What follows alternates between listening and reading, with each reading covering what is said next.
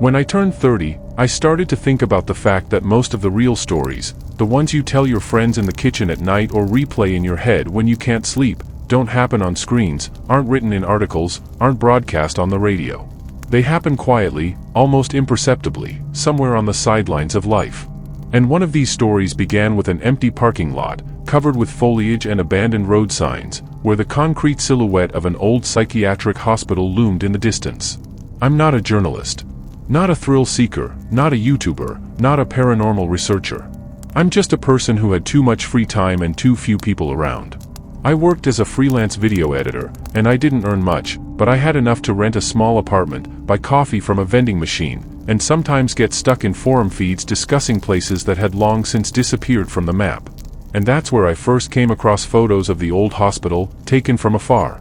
Someone wrote that this is one of the last places where the guards and fences did not reach. Someone added that there was still furniture inside. Others argued whether it was true that patients' documents could still be found there. And one guy said that inside he felt like someone was breathing down his neck. But it was the fact that there was no mystique that attracted me. No demons, shadows, or curses. Only cold concrete, broken windows, and the surviving corridors where real people used to walk. I couldn't get that image out of my head.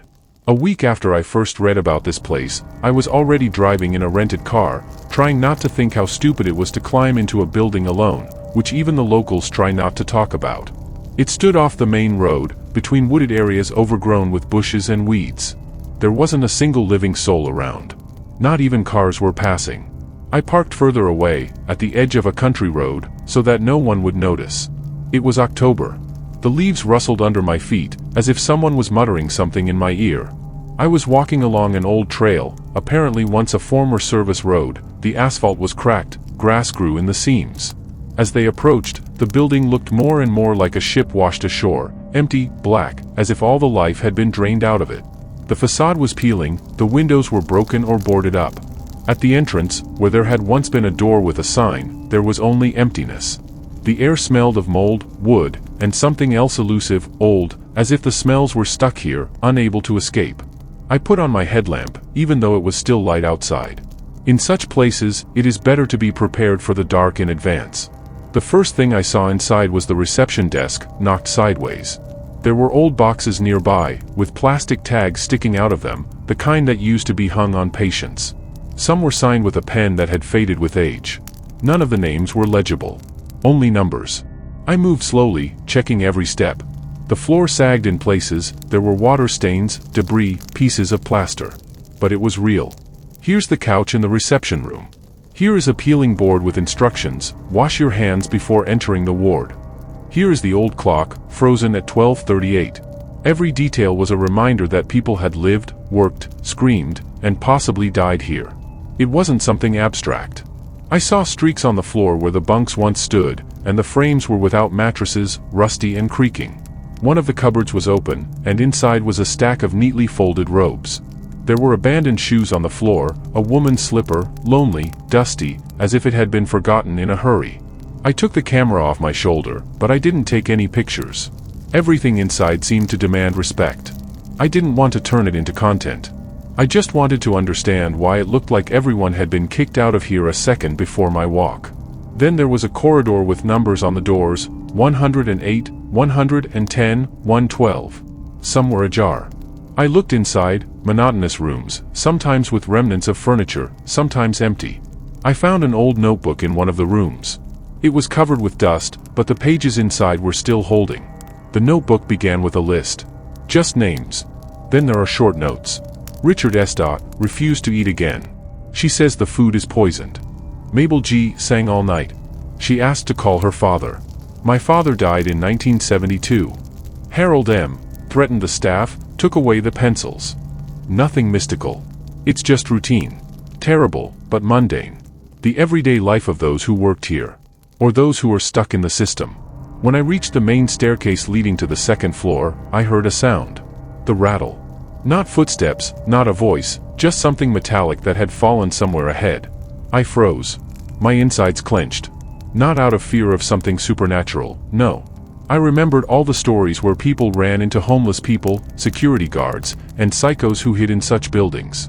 I regretted that I hadn't brought anything with me except a flashlight and a camera. But I went on anyway. Every step on the stairs echoed hollowly in my chest. The metal bounced under my feet, as if it was resisting.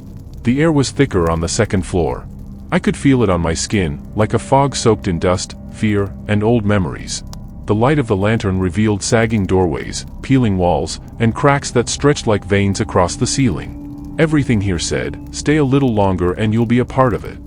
I found myself in a long hallway with closed doors on both sides. On the right is a glass window with a grate. Behind it is a small treatment room, judging by the preserved poster of instructions for staff. The poster was covered with someone's notes, hastily written words with a pen. They went in a column, as if the person wanted to repeat something. "I won't forget. I won't forget. I won't forget." Over and over again. The last lines went obliquely, the letters slid down, and at the end there was just a meaningless alternation of letters, as if the writer's hand had given up before consciousness. I moved on. One of the doors, under the number barely hanging on a nail, was ajar. I pushed her with my finger. Crackling. Behind the door is a small, narrow former ward. There is an armchair by the window. And there was a doll sitting on it. Not intimidating. It's not terrible. Just an old, childish, faded one. Someone had obviously put her there. What for? Has anyone been back here? Or were the employees or patients of that time trying to arrange their lives somehow? The thought sent a chill down my spine. I felt uneasy. I went out and closed the door. Another screech. It's getting closer. Leftward. I didn't run, but I quickened my pace. There are no pretentious solutions in such moments. There is no heroism. There is only an instinct to leave. Find a way out. But I felt like if I just ran away, I'd never stop thinking about what was out there. And it will eat me up slowly, like rust eats metal. So I turned aside, to a room where there had clearly been an archive before. The door to the archive was unlocked, but it jammed. I had to push it with my shoulder. It gave way with a dull crunch. It was damp and stuffy inside. Shelves, cards, dust, old folders. Some are wet and caked, others are whole. I pulled one offhand. Transfer of patients. Internal orders. Opened, inside memos. Patient X has been transferred to the department without the right to walk. Isolation is required due to aggression towards the staff. Remove scissors and sharp objects. I put the folder back, but my eyes caught on the box under the shelf. It contains a bundle of old letters. Handwritten. The letters themselves weren't scary. But the tone, it cut in. Here is an excerpt. "Mom, I'm better off here than I was. But they say I can't go home because I'm unsafe. I don't feel dangerous. I just miss you. Please come over." Or something else. "My roommate said he could hear the walls breathing." I was laughing. But yesterday I didn't sleep, and it seemed to me too. Not sounds, but as if the walls were alive. Not in a mystical way. They're just moving. It's like the building remembers. I threw the letter away. The feeling of anxiety became sticky. It didn't go away. I heard the sound again. Definitely not from the wind. Not from time to time. Someone was walking. Not for me. Somewhere down there, maybe. Or vice versa, higher. It wasn't clear. But it was a man. The sound of a heel. Sharp, uncertain, as if someone had stumbled. I turned off the flashlight. I just stood there in the dark. And he listened. Silence. When I turned on the light again, everything seemed quieter. It was as if the building itself had held its breath. I knew I had to leave. That's enough already. But one thought wouldn't let go. Who left the letters? Who put the doll on the chair? Whoever came here after closing? I decided to go to the third floor. I went up another staircase, a narrower one, obviously a service one. It smelled rotten. At the top there is a large door with the inscription, "Restricted Access." Locked, of course. But the door to the next room was ajar. I went in. It was a locker room. It's old and shabby. The lockers had their doors open. One was covered with medical clothes. There was a stretcher on the floor, a twisted bandage, and a puddle of dried moisture. And also a plastic badge. With a photo. A man with glasses, about 40 years old. No smile, no sadness. Just a tired look in my eyes. The caption on the back reads, "Roger. Night shift." It became physically difficult for me. I felt that I was not in an abandoned building, not in urban ruins, but in a place where people lived, where they left everything, letters, clothes, things, even a doll. I was standing in this dead locker room, holding a plastic badge to my palm, as if it could explain something. Roger's photograph seemed alive, not in a mystical sense, but in the way you can look at a face in an old photograph and feel that the person is still here, that he has not just quit, but left a mark behind him. I put the card back on the floor and slowly walked out. 3rd floor. That was supposed to be the last thing I checked. Just go in, inspect, make sure there's nothing there, and leave. Forever. Otherwise, this place will remain in my head like a splinter. I returned to the hallway and went to another staircase. It was even worse than the first one. The rust crumbled underfoot, the steps rang, the railing dangled. But at the top, the door gave way immediately. Beyond it was a narrow hallway littered with trash. A broken window, from which a faint draft blew, playing with fragments of a plastic bag stuck in the ventilation. I went through to the end. There was a room there. It's big, with rows of beds. Apparently, it's the women's department. There was still a mattress on one of the beds. He was covered in spots, old ones that had darkened with age. Above it was a shelf with some personal belongings. Hairbrush. A piece of mirror. A letter neatly folded in 4, tied with a thread. The paper was yellow, but the text was preserved. I untied the thread and began to read. Mary, I've been crying all day today. My sister said I should be tolerant, but I can't take it anymore. My husband doesn't visit me anymore. I don't feel time. Everything is the same here. They say I'm not dangerous, but no one lets me out. Sometimes I hear someone laughing in the street, and it breaks me down. I miss you. If you're reading this, then I'm gone. Or I was taken away. Or I'll stay here forever, like furniture. I folded the letter back. Then I put it back where I found it. It no longer seemed like I had just found an abandoned building. It was an abandoned space, but not by people. And the system. With their lives. Stories. Floor by floor, room by room, everything was saturated with presence. Not otherworldly, no. Just real. Too real. It's like when you walk into an old apartment and you feel like you've been living here recently. Only they haven't lived here for a long time, but it's like no one allowed them to leave. I went deeper into the floor. There was a room with no doors. Perhaps it used to be a recreation room. Now it's just a dusty empty room with broken windows and one battered sofa in the center. I came closer. Someone had written something on the wall with a black marker. They're not sick. They just broke down. And no one wanted to fix them. That phrase stuck in my head. I suddenly realized how reversible everything is. How easy it was not to bring it to this. Don't abandon these people. Not to turn them into ghosts without mysticism, but into forgotten creatures left behind concrete walls. I turned around, and I heard footsteps in the hallway again. Fast ones. No, not running. Exactly the gate. But too determined. I froze. Again. The light is off. Only the dim light from the broken window. The footsteps stopped. A second of silence. Then there was a sound like something metallic falling to the floor. I left the room and walked slowly in that direction. There were keys on the floor in the hallway. A bunch, a big one. I picked it up. They were old, with a metal plaque with something like a code scratched on it. I didn't look into it. I just put it in my pocket. Someone dropped them just now. It wasn't trash. Not a trace of the past. This is the real thing. Someone was here just now. I quickened my pace. I decided, that's enough. I don't want to know anymore. I don't want to search. Down. Faster. But not running. It's too dangerous. The old stairs might not hold up. On the second floor, I heard, for sure, a rustle outside the treatment room door. Not the wind. Not rodents. Clear, confident sound. I didn't stop. Straight down. Past the doll in the ward.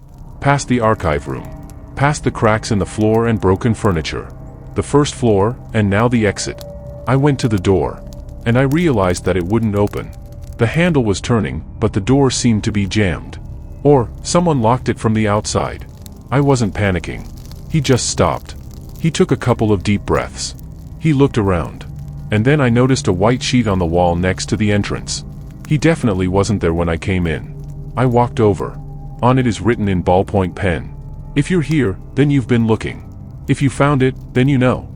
Now choose, either you leave and never come back. Or you can stay and find out what really happened here. No signature. No instructions. It doesn't make sense. But the point was different. I wasn't making it up. I wasn't going crazy. Someone was definitely watching me the whole time. And I made a decision that I squeezed the paper in my hand, and it trembled along with my fingers. Everything was very clear. I was being followed. From the very beginning. This is not mysticism. Not a curse. Just an observation. Someone in this building didn't leave like the others. Someone stayed. Willingly or unwillingly, it doesn't matter. And that someone knew I was coming. Maybe he was even waiting. I stepped away from the door and sat down on the dusty floor. I had to get ready. My heart was beating fast, but I felt no fear. It was closer to panic, mixed with the realization that there was no turning back. Someone locked the door. And now, apparently, I'm not a guest, but a part of this place. I remembered all the details that I hadn't paid attention to, the gap in the ceiling where the wires hung, as if someone regularly got there. The camera was old and burnt out, but it was pointed directly at the stairs. Maybe she was working. Maybe not. I didn't check it. Roger's badge. Who left him in the solitary locker room?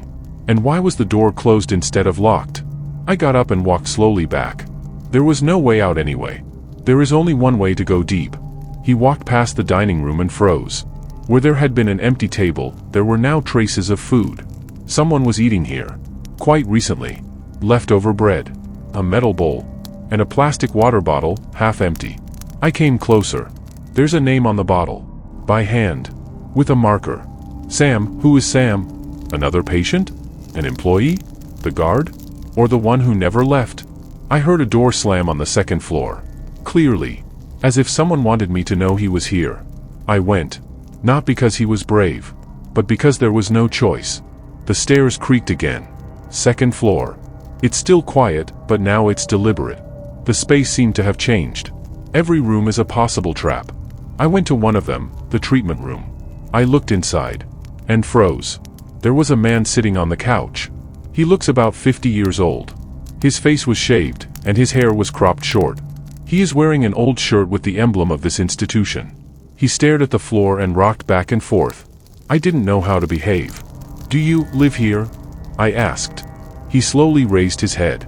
The eyes are empty. His gaze was not focused. But he had heard. Understood. He just didn't answer. I took a step closer. And he spoke. "They forgot about us. Everyone. I was here when it started. I'm the last one. The others left or were taken away. But I stayed. Because I couldn't leave. Because I knew." "What did you know?" I asked. "That everything was more real than they wanted to admit. That not everyone here was sick. And those who really were, they weren't treated like people. We weren't patients. We were isolated. Circumcised from the world. Superfluous ones. Conveniently forgotten." I didn't know what to say. He spoke steadily, without emotion, as if he were reading the instructions. "I knew you'd come," he said. "Because someone always comes. They come to feel the thrill. To play heroes. And then they disappear. Just like you." I took a step back. "I don't want to be a hero. I just wanted to understand." "Do you understand now?" I didn't answer. He stood up. And I saw that his legs were shaking. He was holding onto the couch. "No one survived here," he continued. "But no one died, either. We simply ceased to exist." He picked up a magazine from the table and tossed it to me. I picked it up. There were photos. Patients. There are inscriptions under each one. Comments. Names crossed out in ink. Someone was keeping records. Unofficial. Next to one picture, I saw the caption, "Not subject to rehabilitation. He does not perceive reality. Does not answer questions. Self-isolated. Refusal of treatment." It was under the photo of the man who stood in front of me. He started laughing. Quiet, muffled. "And now you know how it was. And you have to make a choice. Because there is no way out. Just a door that will be opened by someone who wants you to come out." I stepped back and ran out of the room. He didn't listen any further. Stairs down. Hallway. I started pulling on the door. It was open. It's just that it's open. It was as if it hadn't been locked at all. I ran outside. Fresh air hit my lungs. My heart was beating like a hammer. I ran to the car. I sat inside for a long time. I just sat there. Then he started the engine. Left. Never looking back. The road was empty, as it always was, but now it seemed unreal, like a scene from an old movie that I'd seen once before, but couldn't remember where. With each passing mile, I had the feeling that I was taking something else with me. Not a virus. Not a curse. Something psychologically difficult that has grown into me during the hours that I spent inside the building. It was late afternoon when I got home. I went in, turned on the light in the hallway, and immediately turned it off. It felt like the light bulb was shining too brightly. I felt naked, as if the walls could see me now. I shut the windows, locked the door, and turned off my phone. And he sat on the floor, leaning against the wall. 3 days have passed since then. I haven't talked to anyone. He didn't go out. Every time I closed my eyes, I saw him, that man with the empty eyes who said, "We just stopped existing." That expression stuck in my head like a splinter. They didn't die. They didn't survive. They stopped being. I took out the magazine I'd picked up by accident again, in a panic. There were other people there. Dozens. Signatures. Some are crossed out, others are highlighted. And suddenly, I saw another photo. A new one.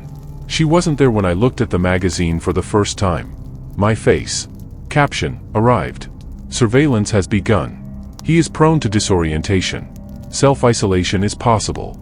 I dropped the magazine, but it fell next to me, open to this page. As if he didn't want to disappear. Like he wanted me to watch. I closed my eyes again. I began to wonder if I had ever left that building. Maybe I'm still there. Perhaps all of this is just a form of isolation that I've been placed in. Without bars. Without syringes. No hallucinations. With just one thought, you're not part of the world anymore. The 4th day. I found a camera in my apartment. A small one, mounted in a ceiling lamp. I don't remember installing it. I don't remember her being there before. I stood on a stool and took it out. The connection was made using the old wire, which is no longer used. Someone obviously did it a long time ago. Or recently. But definitely not me. I went out on the balcony and threw out the camera. There was a thud from below, and someone screamed. I looked out. A woman was picking something up from the ground. She looked at me. Long. For a very long time. And then she left. I wasn't scared. She wasn't indignant. She just left. The 5th day. I started noticing people at the entrance. The same faces. Every day. They stand as if waiting. Sometimes they look at the windows. Once, someone knocked on the door. 1 punch first. Then 2. Then alone again. I didn't open it. The 6th day. I found another magazine on the kitchen table. New. With new photos. All of them are shots of my apartment. I'm like I'm sleeping. How I'm sitting. It's like looking in a mirror. The last page is empty. Only the inscription, assessment completed. The decision has been made. The time has come. I do not know what this decision means. And who accepted it. But I feel like my body is getting heavier by the hour. Thoughts are viscous. I can hear the rattling behind the walls. Not mysticism. Not footsteps. A real, metallic screech. It's like a mechanism is starting. I don't sleep anymore. I don't eat. I'm sitting here writing this. To leave a mark. So that someone might find it. To make someone understand, there is no escape from this. Because they don't lock. They're watching. Until the end. And then you disappear. Without a body. No noise. Without the fact